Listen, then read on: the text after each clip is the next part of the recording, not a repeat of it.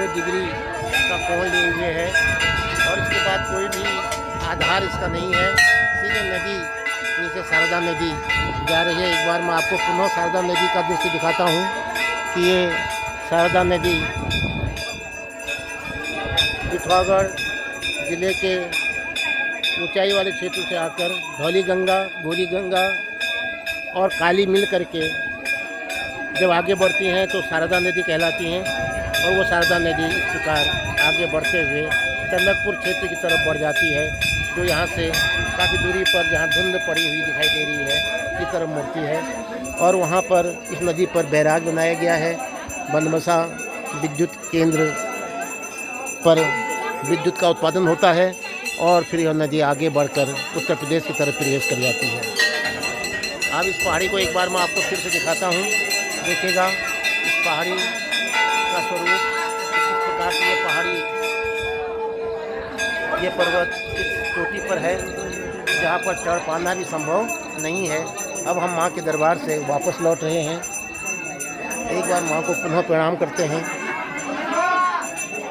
एक बार पुनः माँ को प्रणाम करते हैं।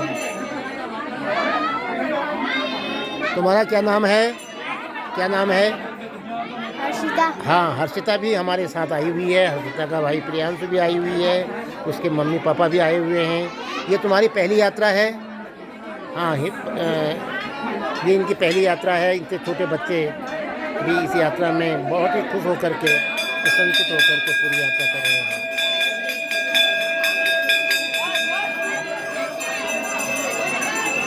आपका शुभ नाम हुआ? बुद्धिवल्लभ जोशी। बुद्धिवल्लभ जोशी जी भी हमारे साथ में हैं और इस प्रकार से हमारा एक बहुत ही सुंदर ढंग से इनके सानिध्य में हमारी यात्रा अब पूर्णागिरि धाम की पूर्ण होती है और हम धीरे धीरे अब वापसी की तरफ बढ़ रहे हैं। आज बहुत समय था हमारे पास, पर्याप्त समय के साथ हमने आज अपनी पूजा अर्चना की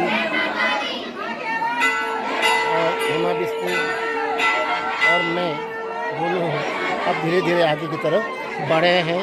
थकान सिकन कुछ भी नहीं है, केवल है तो प्रसन्नता है कि हमें माँ के दर्शन करने का अवसर प्राप्त हुआ। ये उतरती हुई सीढ़ियाँ हैं और इस तरफ से हमने देखा कि चढ़ती हुई सीढ़ियाँ थी। अब भक्तों की भीड़ लग गई है क्योंकि आज 2 बजे से ये यात्रा खुली है। पूर्वी उत्तर प्रदेश लखनऊ क्षेत्र से भारी संख्या में यात्रीगण आए हुए हैं। छोटे छोटे बच्चों को जिनके मुंडन संस्कार किए हुए हैं उनको लेकर के, 6 महीने के बच्चों को लेकर के सपरिवार बड़े बूढ़े छोटे बच्चे पुरुष महिलाएं का तांता लग चुका है। अब क्योंकि यात्रा 3 दिन से बंद थी और अब धीरे धीरे वो यात्रा आगे बढ़ रही है। इस प्रकार से आप देख रहे हैं कि ये मंदिर का मुख्य मंदिर है, यहाँ पर माँ के नाभि की पूजा होती है। और इस मंदिर में एक संक्षिप्त से क्षेत्र में 12 वर्ग फुट के क्षेत्र में एक छोटा सा मंदिर बना हुआ है जिसमें ध्वजा टकी हुई है। और इस मंदिर के पर पूजा अर्चना करने के बाद यात्रीगण फिर इसी दाएं हाथ की ओर मुड़ करके इन सीढ़ियों से आगे बढ़ते हैं और इन सीढ़ियों से होते हुए फिर नीचे उतरते हैं। इस प्रकार इनकी यात्रा पूरी हो जाती है। यहाँ पर हमारे दीदी और दूसरी जी बैठे हुए हैं, उन्होंने भी ये यात्रा हमारे साथ पूरी कर ली है। ये उनकी पहली यात्रा है।